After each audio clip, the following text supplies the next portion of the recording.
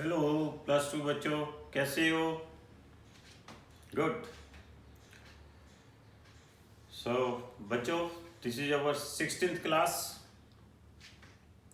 And in all this classes we have discussed Coulomb's law हमने discuss कर लिया, electric field discuss कर लिया, गॉसेस लॉ डिस्कस कर लिया। अब हमने इलेक्ट्रोस्टैटिक पोटेंशियल शुरू किया हुआ है। तो आप, मुझे उम्मीद है आप लास्ट लेक्चर बड़ा अच्छी तरह पढ़कर आए होंगे। तो आज इलेक्ट्रोस्टैटिक पोटेंशियल से मैं आगे कंटिन्यू रखूँगा।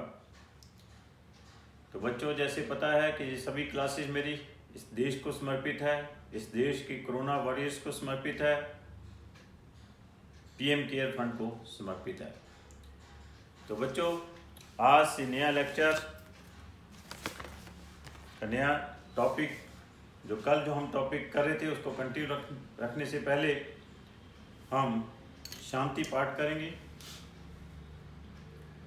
ओम द्यो शांतिरंतरिक्ष शांति पृथ्वी शांतिरापा शांति शांतिरोषध्या शांति वनस्पति शांति विश्वदेवा शांति ब्रह्मा शांति सर्व शांति शांतिरेव शांति श्यामा शांति रेधि।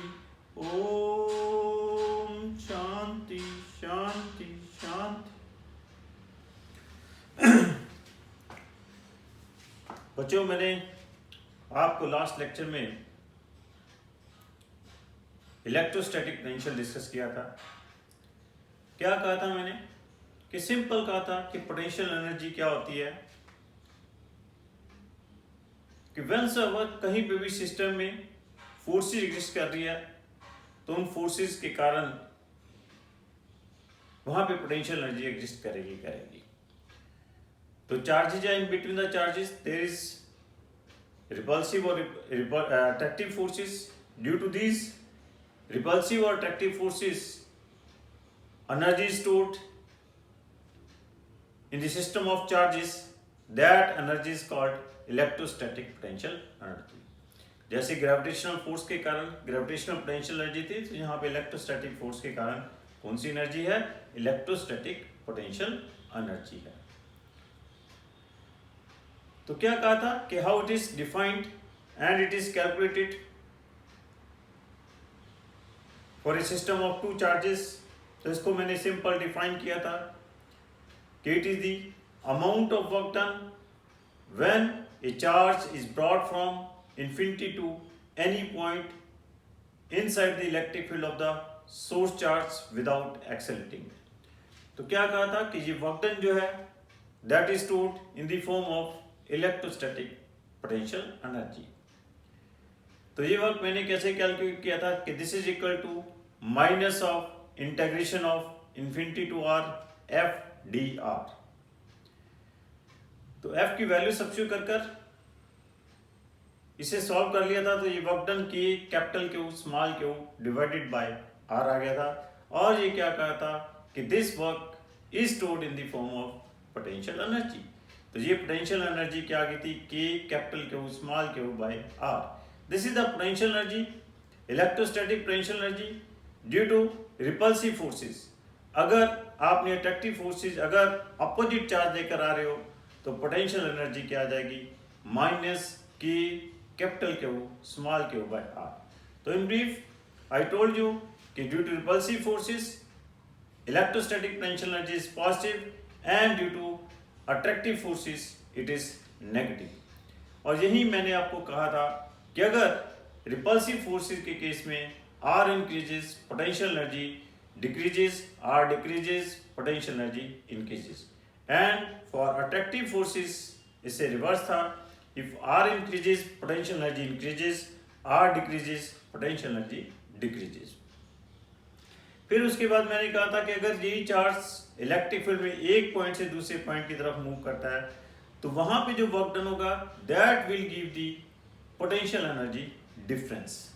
तो वो क्या आ गया था आपके पास कि when a charge moves from distance r1 to r2, तो उस केस में वो पोटेंशियल एनर्जी क्या आ गई थी, वर्क डन क्या आ गया था, पोटेंशियल एनर्जी डिफरेंस क्या आ गया था कि capital Q small q divided into 1 by r1 minus 1 by r2, that is the 1 by r2 minus 1 by r1, that is the potential energy when a charge move from point 1 to point 2, that is the difference of potential energy, that is equal to potential energy at point 2 minus potential energy at point 1. The point 2 is at a distance r2 and point 1 is at a distance r1. तो I told you कभी भी कोई आपने numerical करना है, work done calculate करना है कि अगर एक चार्ज एक पॉइंट से दूसरे पॉइंट की तरफ मूव कर रहा है इन द इलेक्ट्रिक फील्ड, तो क्या करो, वर्क डन कैलकुलेट करना है, उन दोनों पॉइंट्स के बीच में पॉइंट्स के ऊपर पोटेंशियल एनर्जी कैलकुलेट कर लीजिए, difference of that potential energy क्या आएगा आपके पास, वो वर्क डन कैलकुलेट हो जाएगा। उसके बाद मैंने आपको कहा था कि this potential energy is a scalar quantity, number of charges हैं, उनके कारण आपने टोटल इलेक्ट्रोस्टैटिक पोटेंशियल एनर्जी देखनी है, that will be the algebraic sum of the individual potential energies. तो इसके लिए मैंने 2-3 एग्जांपल की थी। मैंने कहा था if there are 3 similar charges lying on the 3 corners of the equilateral triangle, each side of the triangle is r unit, तो क्या कहा था कि total electrostatic potential energy of the system क्या आ गई थी आपके पास, 3k² r आ गई थी। इसी तरह क्या था कि if there are 4 equal charges which are lying on 4 corner of the square, each side of the square is r unit, तो total potential energy of the system क्या आ गई थी, 4k² r plus 2k² Then I told you if there are 8 equal charges which are lying on 8 corners of the cube, each side of the cube is r unit, उस case में total electrostatic potential energy आपके पास क्या आ गई थी, 12k² plus 12k² plus 4k² potential energy आ गई थी। नाउ नेक्स्ट आपके पास है electrostatic potential. What is this electrostatic potential?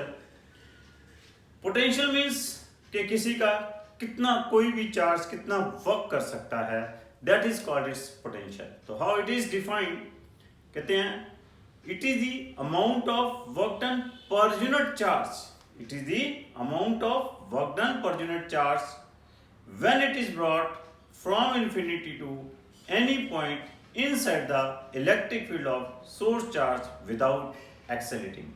Potential energy में क्या था, टोटल वर्क डन था, यहाँ पे क्या है, work done per unit charge क्या है, that is the electrostatic potential है।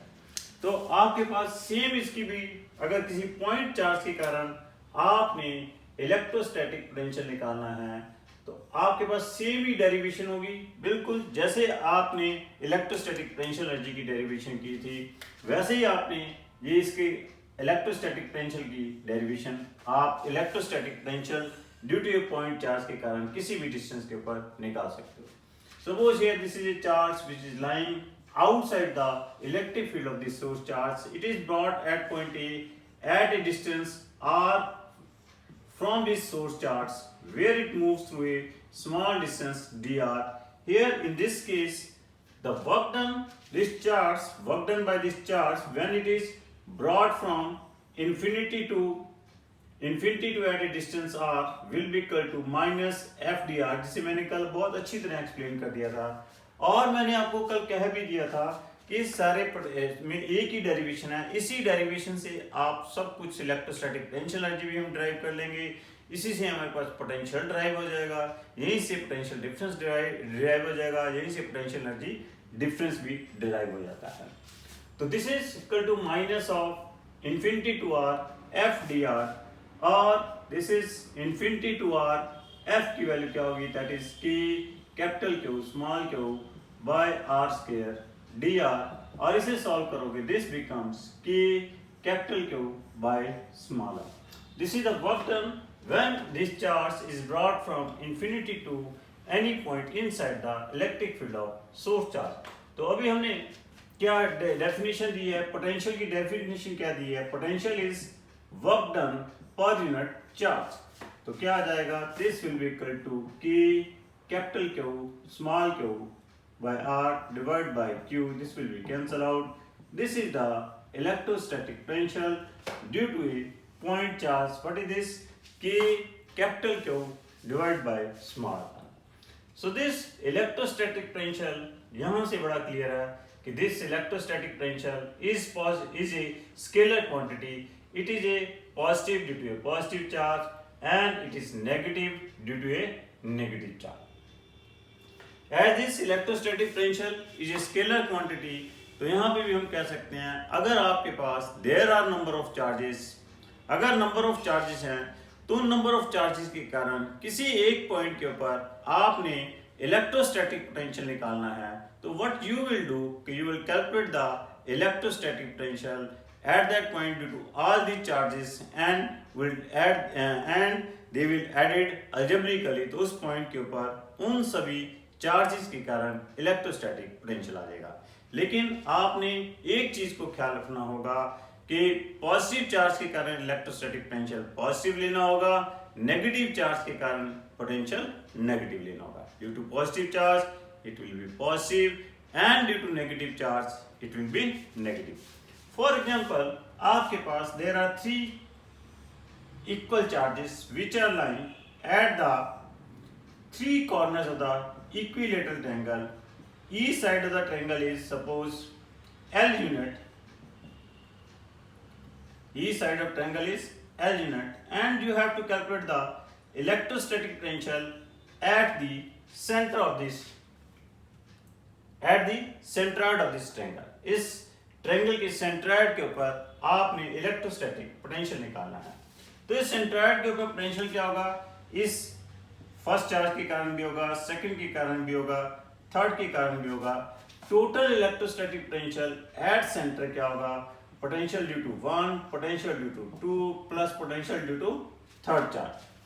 अब देखें ये तीनों चार्जेस के मैग्नीट्यूड सेम है, साइन भी सेम है और तीनों चार्जेस जो हैं they are lying at same distance from the centroid. वो डिस्टेंस क्या है, दैट डिस्टेंस इज क्या होगा, हर कॉर्नर का सेंट्रॉइड से डिस्टेंस क्या होता है, L/√3। तो क्योंकि ये टोटल डिस्टेंस क्या होता है, ये मीडियन की लेंथ क्या होती है, √3L/2 और ये किस रेशियो में डिस्ट्रीब्यूट हुई होती है, 2:1 की रेशियो में डिस्ट्रीब्यूट हुई होती है। तो इसके ऐसे कैलकुलेट भी कर सकते हैं। तो ये जो आता है दिस बिकम्स डिस्टेंस L/√3।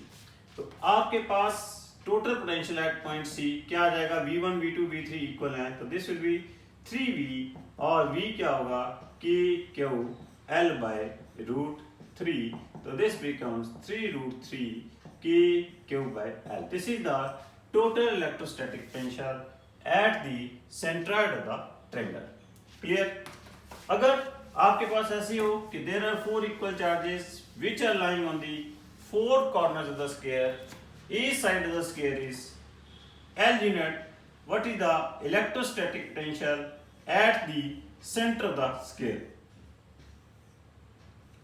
आपने स्केयर के सेंटर के ऊपर पोटेंशियल निकालना है और ईच साइड स्केयर की क्या है, L यूनिट है। अब यहाँ पे जो पोटेंशियल होगा, कितने चार्जेस हैं यहाँ पे, 1 2 3 4, देयर आर 4 चार्जेस। अब सेंटर के ऊपर पोटेंशियल किसके कारण होना है, इन 4 चार्जेस के कारण होना है। तो टोटल पोटेंशियल क्या आ जाएगा यहाँ पे, V1 plus V2 plus V3 plus V4 आ जाएगा। हर चार्ज का मैग्नीट्यूड और साइन क्या है, सेम है। हर चार्ज इस सेंटर से सेम डिस्टेंस के ऊपर पड़ा हुआ है। तो यहाँ पे जो R की वैल्यू होगी that is the half of the length of the diagonal, वो क्या होगी, दैट इज L/√2। तो यहाँ पे R क्या आ जाएगा, L/√2। पोटेंशियल क्या है, KQ/R, R L/√2 है, Q इज द Q। अब सभी के Q और R सभी सेम है, तो it mean that V1 V2 V3 और V4 क्या होंगे, सेम होंगे। तो total potential at the centre क्या आ जाएगा, 4V आ जाएगा और दिस विल बी 4KQ/L/√2। तो दिस बिकम्स क्या बन जाएगा, this becomes 4√2 k/L. This is the total electrostatic potential at the center of the scale. Clear? इसी तरह अगर आपके पास क्यूब है, क्यूब के 8 कॉर्नर्स के ऊपर 8 चार्जेस पड़े हुए हैं और आपने क्यूब के सेंटर के ऊपर पोटेंशियल निकालना है, तो क्या होगा, हर कॉर्नर की सेंटर से डिस्टेंस कितना आ जाएगा, टोटल बॉडी डायगोनल लेंथ होती है √3L होती है, तो हर कॉर्नर का, क्यूब के हर कॉर्नर का उसके सेंटर से जो डिस्टेंस होगा दैट इज √3L/2. कितना डिस्टेंस होगा, √3L/2. 8 चार्जेस हैं तो टोटल पोटेंशियल क्या आ जाना है 8V. एक चार्ज के कारण V क्या होगा, k/R. R की वैल्यू क्या होगी, √3L/2. तो इस तरह से total potential at the centre of the cube क्या आ जाएगा, 16√3 k/L. If L is the edge of the cube and Q is the charge line on the each corner. Clear? तो इस तरह से आपके पास जितने भी चार्जेस हैं, किसी भी कहीं पे भी जितने भी नंबर ऑफ चार्जेस पड़े हुए हैं, किसी एक पॉइंट के ऊपर आपने पोटेंशियल निकालना है, तो क्या करते हैं हम, तो उन सभी के उस पॉइंट के ऊपर पोटेंशियल निकाल कर अलजेब्रिक सम ले लेते हैं. लेकिन एक चीज का इसमें यहाँ पे ख्याल रखना होगा कि जो चार्ज पॉजिटिव है उसका पोटेंशियल पॉजिटिव लेंगे, जो चार्ज नेगेटिव है उसका पोटेंशियल नेगेटिव लेंगे.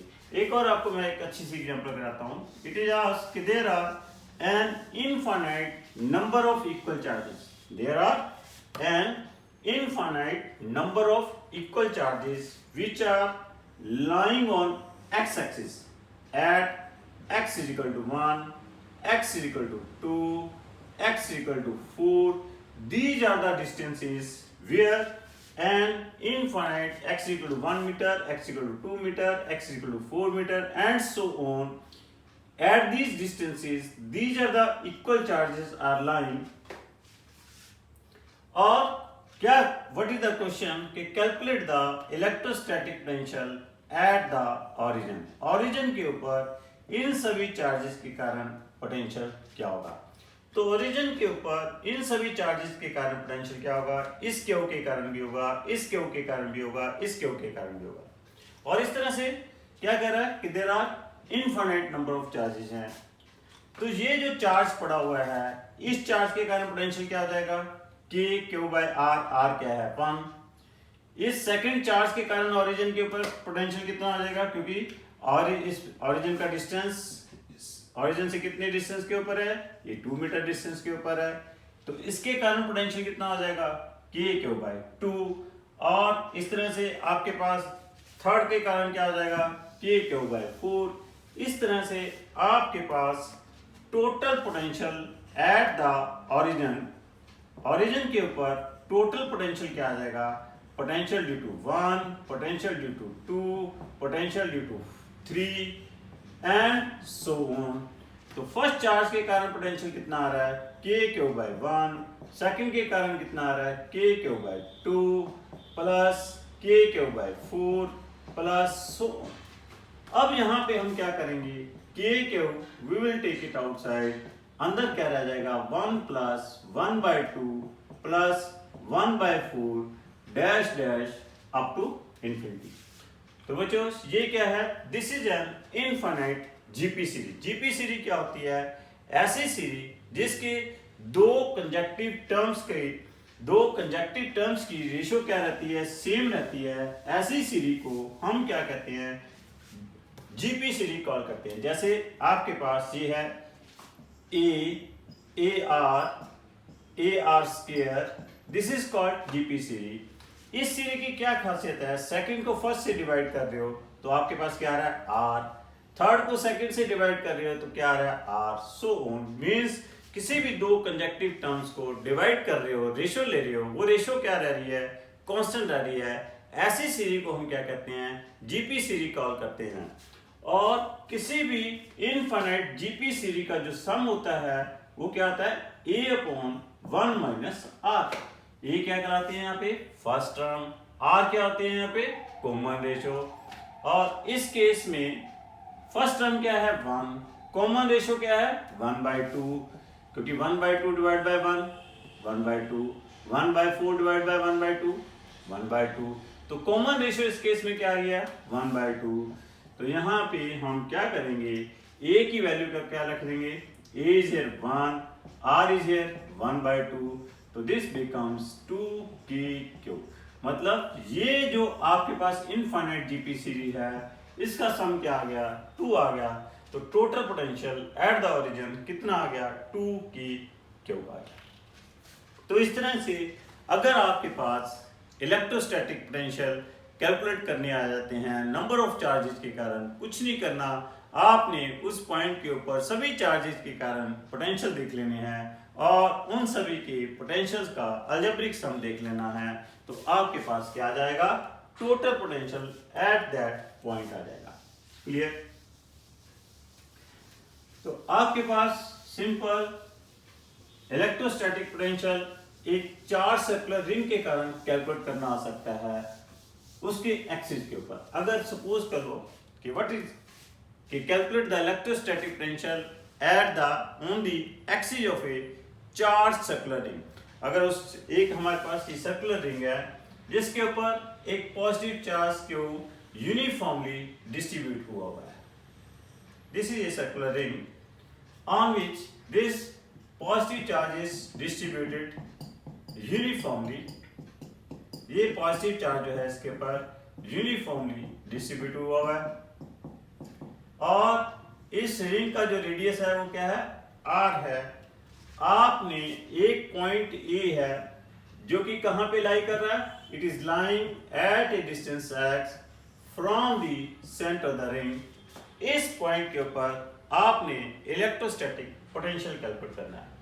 तो इस पॉइंट के ऊपर इलेक्ट्रोस्टैटिक पोटेंशियल क्या होगा, रिंग के इस पार्ट के कारण भी होगा, इसके कारण भी होगा, इसके कारण भी होगा, इसके कारण, इतने जितने भी रिंग के पार्ट्स हैं जिनके ऊपर चार्जेस हैं, चार्ज सारे पार्ट्स के ऊपर है, उन सभी के कारण पोटेंशियल होगा।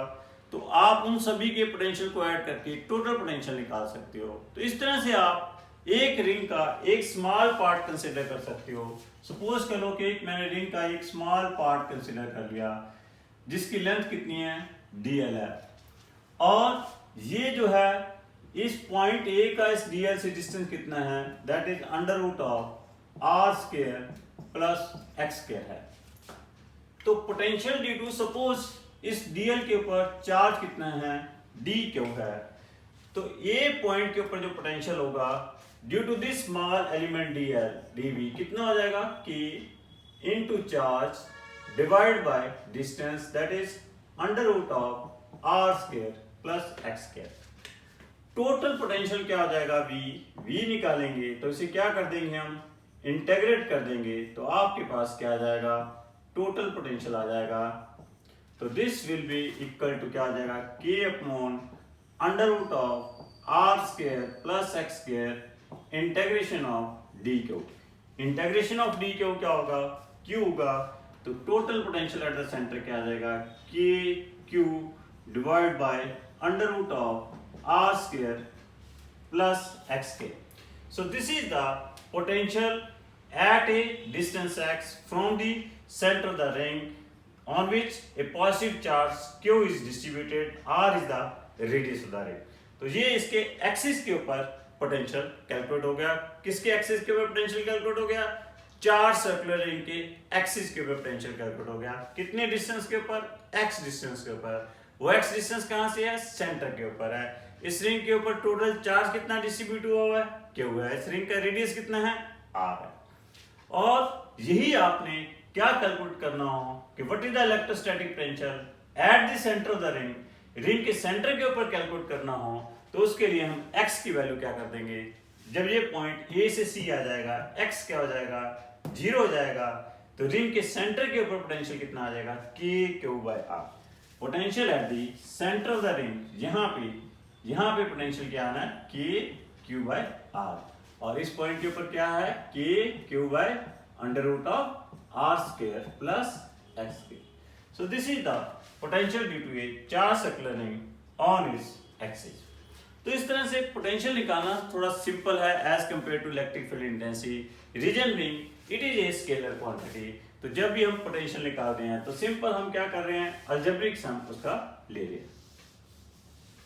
ना आपके पास इलेक्ट्रोस्टैटिक पोटेंशियल कैलकुलेट करना आ जाता है due to a dipole. Dipole के कारण, किसी इलेक्ट्रिक डाइपोल के कारण इलेक्ट्रोस्टैटिक पोटेंशियल क्या होगा किसी आर्बिट्रेरी पॉइंट के ऊपर। Suppose this is an electric dipole, minus Q plus Q, this is an electric dipole, or we have to calculate the electrostatic potential at point A at a distance r from the center of this dipole, and this point is is making an angle theta with the dipole moment.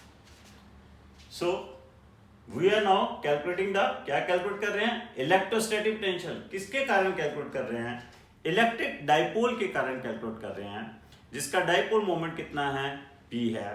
कहां पे calculate कर रहे हैं, we are calculating the electrostatic potential at any arbitrary point के ऊपर calculate कर रहे हैं। ये जो पॉइंट है कितने डिस्टेंस के ऊपर लाई कर रहा है, it is lying at a distance r from where, from the mid of the dipole, और it is making an angle theta with the dipole moment. Now अब सपोज कर लेते हैं इस पॉइंट ए का प्लस क्यू से distance कितना है, ये r1 है, माइनस क्यू से इसका डिस्टेंस कितना है, r2 है। तो अब पॉइंट ए के ऊपर जो पोटेंशियल होना है, टोटल पोटेंशियल होना है, इस प्लस क्यू के कारण होना है और इस माइनस क्यू के कारण होना है। तो total potential at point A क्या आ जाएगा, टोटल पोटेंशियल एट ए क्या होगा, potential due to this positive charge plus potential due to this negative charge. Very clear. Now potential due to this positive charge क्या होगा, k q by r1, simple। और इस negative charge के कारण potential कितना आ जाना है, minus k q by r2। So these are the potential due to positive charge and negative charge। तो a पॉइंट के ऊपर पोटेंशियल क्या आ जाएगा, that is kq by r1 minus kq by r2। so this will be क्या होगा, kq bracket में क्या आ जाएगा, 1 by r1 minus 1 by r2। this is the total potential at point E। clear। अब इस प्रॉब्लम में अगर r1 तो r2 सीधे ही पता है, फिर तो हमारी प्रॉब्लम यहीं पे सॉल्व होगी। लेकिन हमें r1 और r2 नहीं पता, हमें क्या पता है, ये डिस्टेंस पता है, r पता है, e पता है, r पता है और थीटा पता है। r1 और r2 नहीं पता। इसको सॉल्व, इस प्रॉब्लम में बस यही है कि जब हमने पोटेंशियल निकालना है तो हमने इलेक्ट्रोस्टैटिक पोटेंशियल ए, आर और थीटा की फॉर्म में निकालना है। तो इट मींस दैट आपको r1 और r2 किसकी टर्म में इवैल्यूएट करने होंगे, r small a and theta की टर्म में इवैल्यूएट करने होंगे, और इसमें इस प्रॉब्लम में कुछ नहीं है। तो सिंपल, इसको भी इवैल्यूएट करना बहुत सिंपल है। इस पॉइंट को हम क्या कर लेते हैं, लेट इट बी सी, और इस पॉइंट को हम बी कॉल कर लेते हैं, इस पॉइंट को हम डी कॉल कर लेते हैं। तो ए बी सी आपके पास एक ट्रायंगल है, एक ट्रायंगल ऑफ कोसाइन होता है। तो ट्रायंगल ऑफ कोसाइन अप्लाई कर दें, कहां पे, ABC ट्रायंगल के ऊपर ट्रायंगल ऑफ कोसाइन अप्लाई कर दें। What is this according to triangle of cosine, according to triangle of cosine R1 जो होगा that will be equal to क्या होगा, a square plus r square minus 2ar cos theta raise power 1/2। This is in accordance with the triangle of cosine. यहीं से actually क्या है, आपके पास वो बनता है, पाइथागोरस थ्योरम बनती है कि अगर थीटा, ये थीटा 90 डिग्री हो तो ये a square plus r square बन जाता है। क्लियर। और it can be written as, अगर हम यहाँ पे क्या कॉमन ले लें, you will take common r square common ले लें तो r बाहर आ जाएगा। तो this becomes 1 plus a square upon r square minus 2a by r cos theta raise power 1/2। Just remember, कहीं पे भी अगर डाइपोल लेते हैं तो आइडियल डाइपोल ही लिया जाता है। जब तक मेंशन ना हो, और जब आइडियल डाइपोल लिया जाता है तो उसकी लेंथ जो है that is considered as a very very small. So here a is very very small as compared to r, therefore a square by r square is very very small as compared to 1, therefore a square by r square को हम क्या कर सकते हैं, ignore कर सकते हैं. तो इसलिए r1 क्या बन जाएगा, r1 is r1 minus 2a by r cos theta raised power 1 by 2. Clear. Similarly आपके पास R2 क्या होगा, that is equal to R1 minus 2a by r cos 180 minus theta raise power 1 by 2. इस case में ये theta की बजाय ये एंगल क्या होगा, this will be 180 minus theta होगा. और ये क्या बन जाएगा आपके पास, R1 plus 2a by r cos theta raise power 1 by 2. Clear. क्योंकि cos 180 माइनस थीटा क्या होता है, that is equal to minus cos theta. तो ये वैल्यूज अगर हम इस इक्वेशन नंबर R1 और R2 की वैल्यू इक्वेशन नंबर 1 में सब्स्टिट्यूट कर दें तो पोटेंशियल एट पॉइंट ए क्या आ जाएगा, VA इज इक्वल टू क्या होगा, that is equal to K क्या हो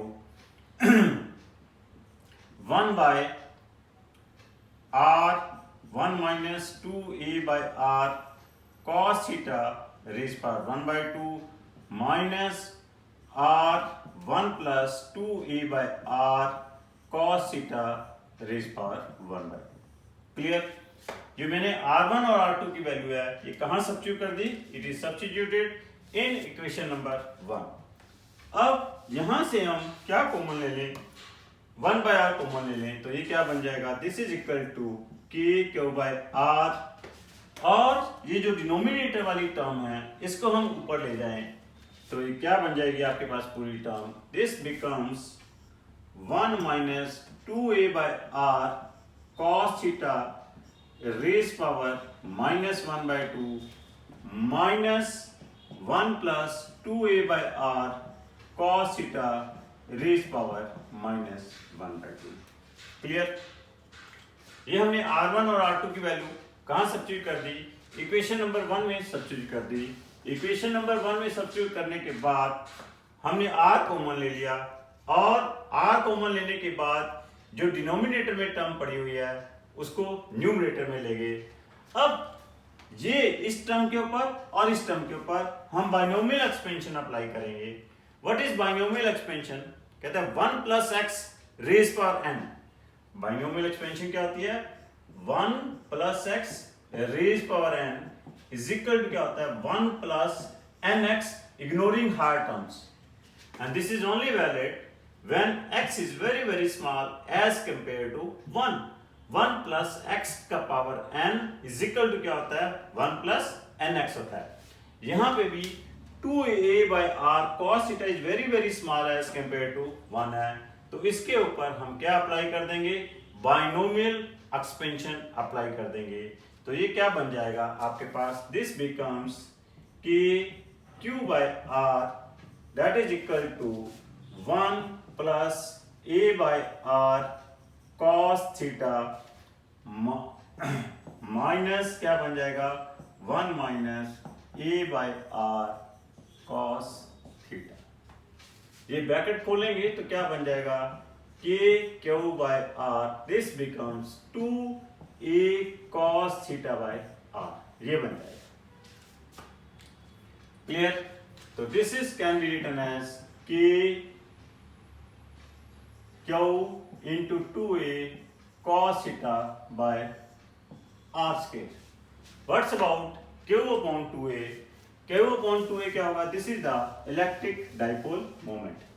Q into 2a क्या है, इलेक्ट्रिक डाइपोल मोमेंट. सो इलेक्ट्रोस्टैटिक टेंशन एट पॉइंट क्या आ जाएगा, Kp cos theta by r square. So this is the electrostatic potential. This is the electrostatic potential at point A.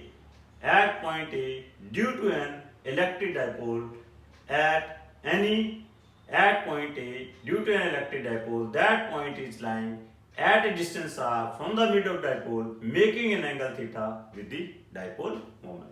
तो ये आपके पास इलेक्ट्रोस्टैटिक पोटेंशियल आ गया। अगर यही पॉइंट ए इस डाइपोल के एक्सिस के ऊपर पड़ा होगा तो थीटा क्या आ जाएगा, 0 आ जाएगा। तो इलेक्ट्रोस्टैटिक पोटेंशियल क्या आ जाएगा, kp बाय आर स्क्वायर आ जाएगा।